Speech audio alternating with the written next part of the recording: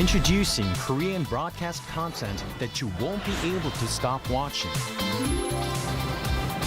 For weary modern souls, Dr. Romantic, the quirky genius doctor of Buldam Hospital, prescribes heartwarming tales of humanity.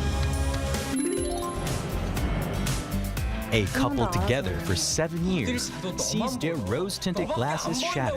Can they keep their relationship alive? Discover the raw stories of youth, work, and love. Beyond what social media can show, experience the vibrant Korea through its hidden gems. Mama, the ultimate K-pop festival for global fans. Find your star in a feast of trendy music and electrifying performances. Now, the whole world enjoys it together. Knock knock! The magical door to the world of K-animation is swinging wide open. Meet your instant new BFF, the adorable Catch. Tina Ping will have you hooked from the very first glance. Need a hand? Our Robocar Pony Rescue team is always zooming in to save the day. How about tagging along on Pinkfong and Pal's super exciting quest to reclaim their lost magic? With the mysterious life forms Kabion by your side, you can become a Kabion master and save humanity like the total hero. Protecting children's innocence while igniting their boundless imaginations. That's the magic of Korean animation. K-animation, the ultimate bestie for kids worldwide.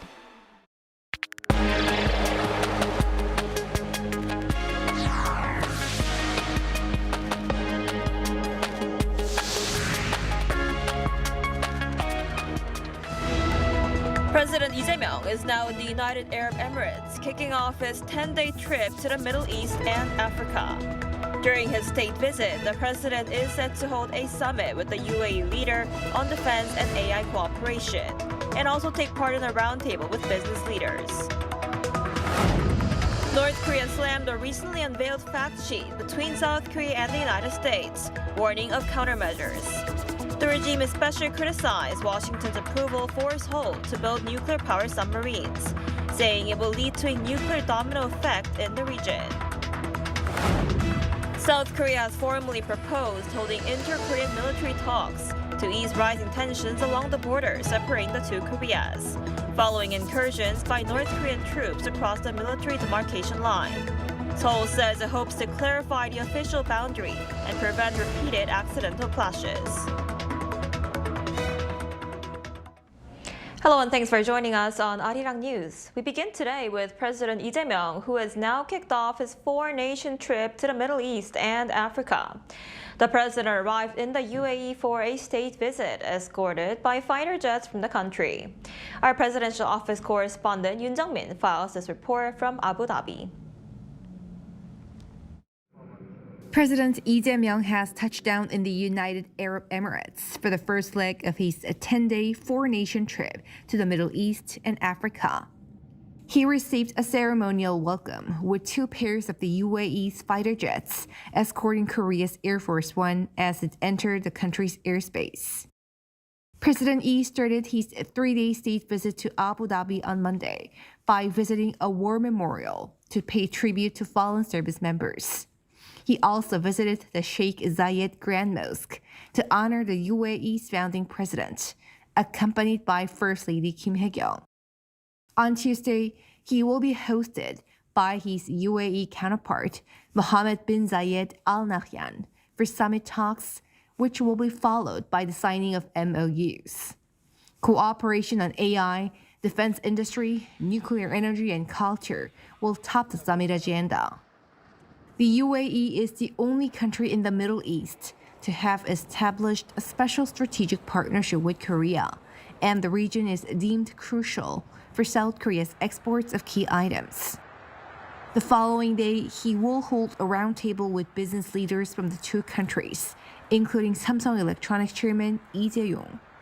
Lee also plans to visit the ARC unit, a Korean military contingent stationed in the UAE. For President Lee, it's his first trip to the Middle East since taking office in June, with the focus on expanding Korea's diplomatic horizon. Yoon Jung-min, Arirang News, Abu Dhabi. And wrapping up his first day in Abu Dhabi, President Lee Jae-myung hosted a dinner with members of the local Korean community on Monday. In his opening remarks, President Lee described the United Arab Emirates as a base camp for South Korea's expansion into the Middle East and the wider Arab region.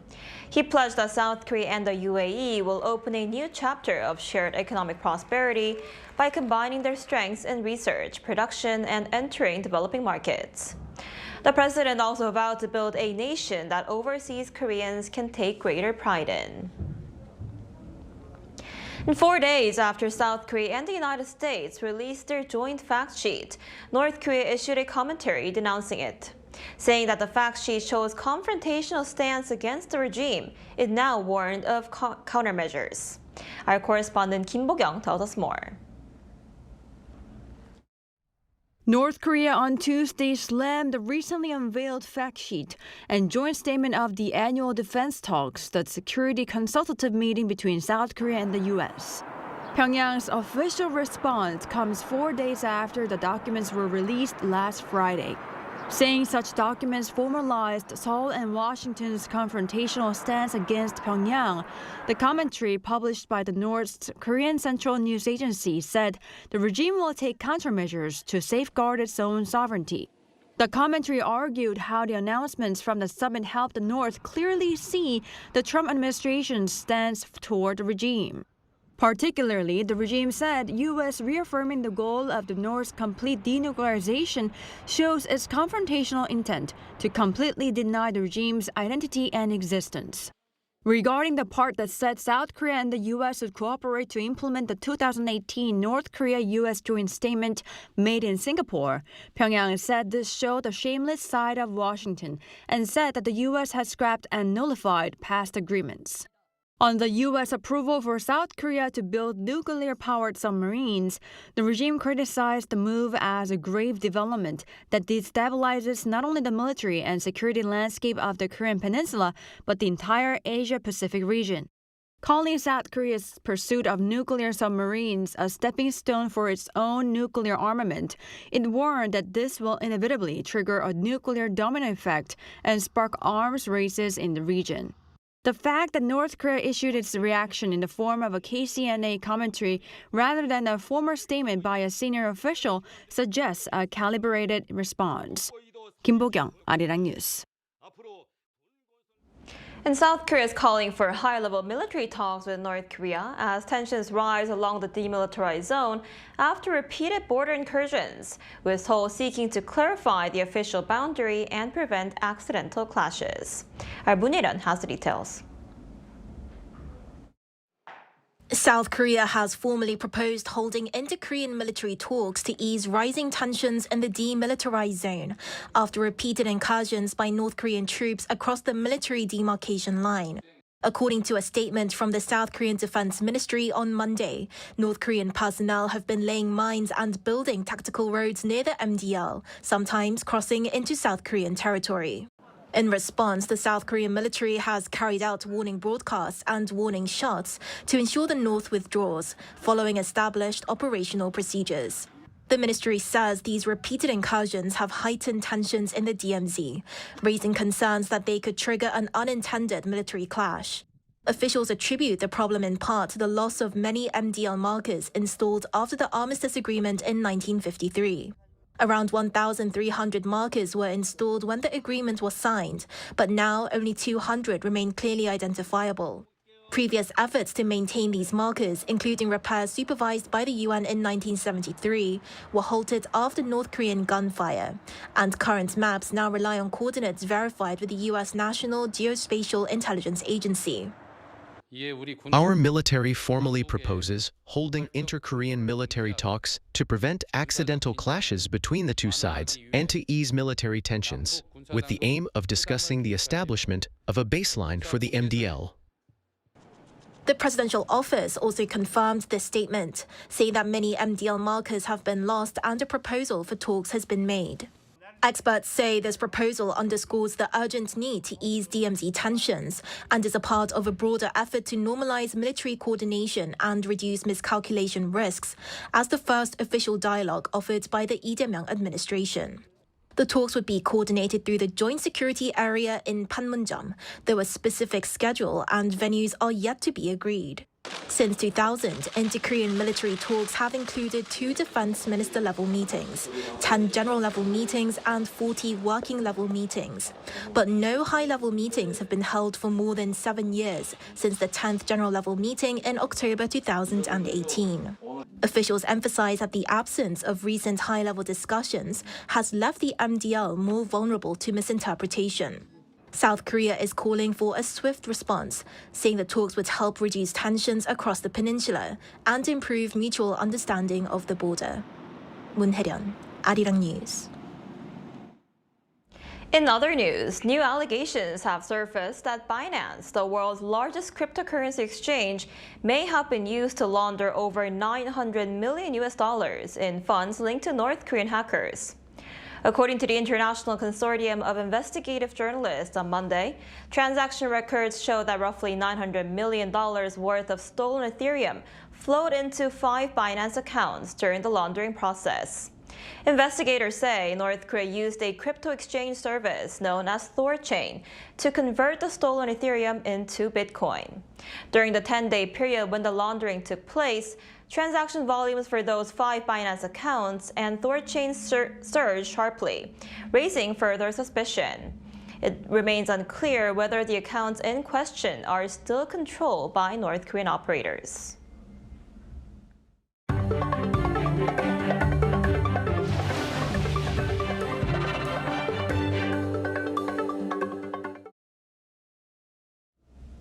Now shifting gears to China, Beijing has broadened its criticism of Tokyo following Japanese Prime Minister Sanae Takaichi's suggestion that military action by China against Taiwan could justify a response from Japan. The Chinese Foreign Ministry expanded its criticism to include Japan's false claims over South Korea's Dokdo. Our Lee Seung-jae has more. Tensions between China and Japan have intensified once again as Beijing broadened its criticism of Tokyo. In the days following Japanese Prime Minister Sanae Takaichi's suggestion that military action by China against Taiwan could justify a response from Japan, China has been issuing strong rebukes. Recently, the provocative remarks on Taiwan-related issues made by Japanese Prime Minister Sanae Takaichi have severely undermined the political foundation of China-Japan relations and made the public sentiment between the two countries deteriorate. And now in a rare move, Beijing has even expanded its criticism to include Japan's false territorial claims over Dokdo. At the regular briefing on Monday, Chinese Foreign Ministry spokesperson Mao Ning was asked by state media to comment on the South Korean Foreign Ministry's protests last week when Seoul had launched a strong complaint against Tokyo's expansion of its territorial sovereignty expansion hall, which promotes Japan's false claim over Dokdo. The spokesperson responded by saying China has been following the reports closely, adding that Japan's recent hostile actions and rhetoric have triggered alarm, dissatisfaction, and protests from neighboring countries. She urged Japan to reflect seriously on its history of aggression, remain committed to a path of peace, and rebuild trust with Asian neighbors and the international community through concrete actions. Beijing has generally kept its distance from commenting on the Dokdo issue, but analysts interpret the criticism of Japan's hostile behavior as indirect support for South Korea.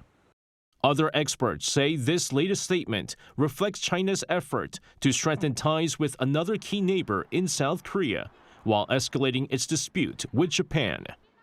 Lee Seung-jae, Arirang News. And Japan's embassy in China has issued a safety advisory for its nationals amid rising tensions between Beijing and Tokyo. According to Japanese media, the embassy posted a notice on its website urging Japanese residents to stay alert, avoid suspicious individuals, and move in groups when possible. Now, the advisory comes after Prime Minister Sanae Takaichi said that a Chinese attack on Taiwan could require Japan to deploy its forces for self-defense purposes, triggering strong criticism from Chinese state media. On the economic front, expectations are growing that the U.S. Federal Reserve will hold its key rate steady at the December FOMC meeting. According to Yonhap News Agency on Tuesday, the Bank of Korea's New York office said that major investment banks, including the Bank of America and Nomura, are forecasting a rate freeze. However, Fed Governor Christopher Waller said Monday that he supports an additional 0.25% rate cut, citing a weakening labor market. His remarks contrast sharply with officials, including Boston Fed President Susan Collins and St. Louis Fed President Alberto Musalem, who have recently backed holding rates steady.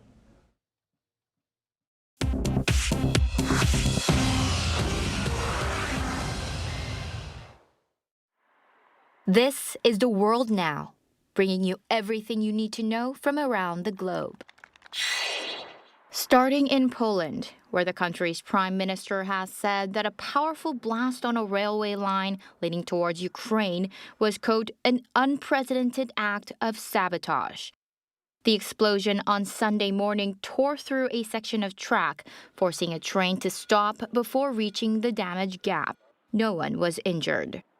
Authorities say the attack is being investigated as terrorist sabotage carried out on behalf of a foreign intelligence service, as Poland has faced a growing wave of sabotage attempts in recent years. A second incident on the same route later forced another passenger train to stop after damage was found on overhead lines. Officials say the probability of foreign involvement is, quote, very high, calling this one of the most serious threats to Poland's infrastructure in recent history. The government has convened its National Security Committee and ordered inspections along the rest of the line towards the Ukrainian border. In Bangladesh, former Prime Minister Sheikh Hasina has been sentenced to death for crimes against humanity linked to last year's student-led protests that forced her from power. A domestic war crimes tribunal found that during the unrest, she authorized lethal force, which killed about 1,400 people. She was tried in absentia after fleeing the country. The verdict on Monday is being called a pivotal moment for the nation, as families of the victims sought severe punishment.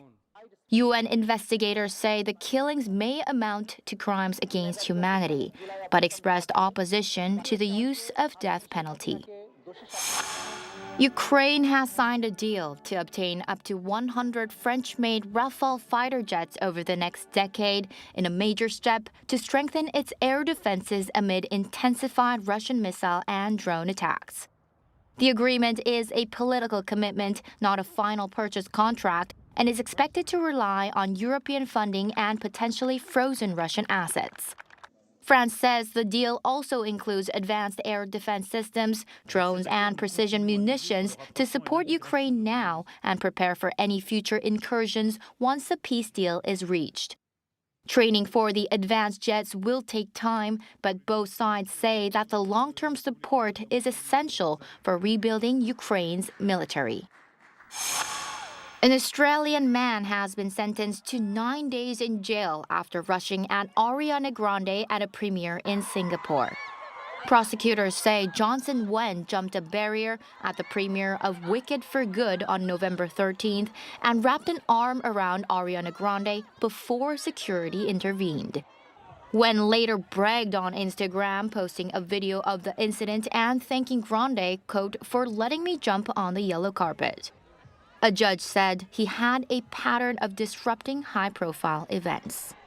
Chu Ji-hyun, Arirang News.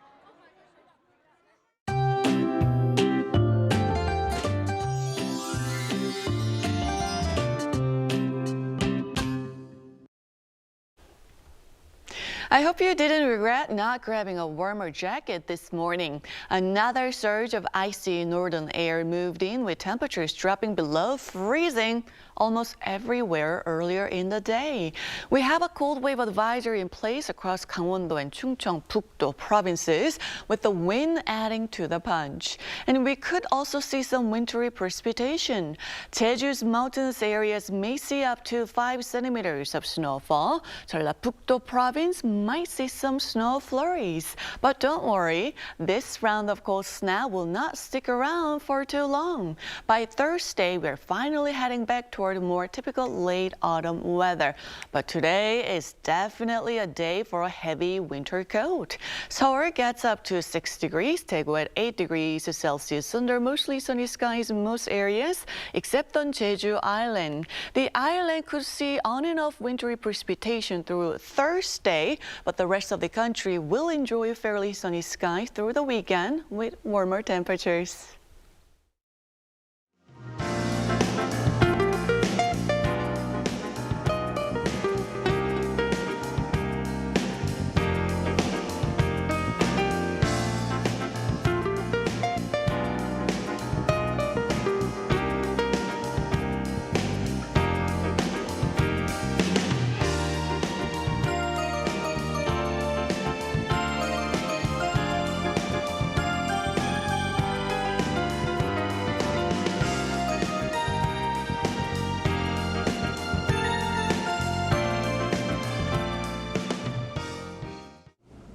And that's all we have for today's noon edition of Arirang News. Thank you for watching. We'll be back at 5 p.m. Korea time. Stay tuned.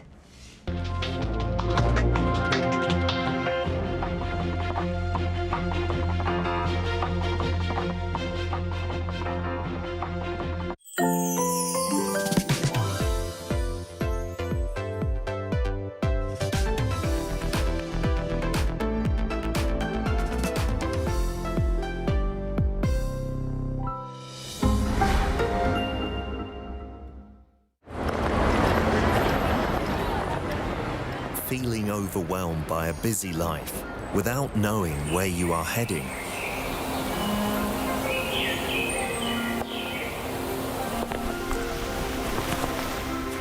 Realizing your mind has gone completely blank.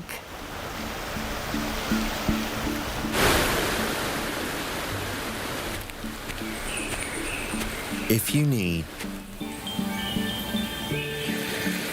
some time and space,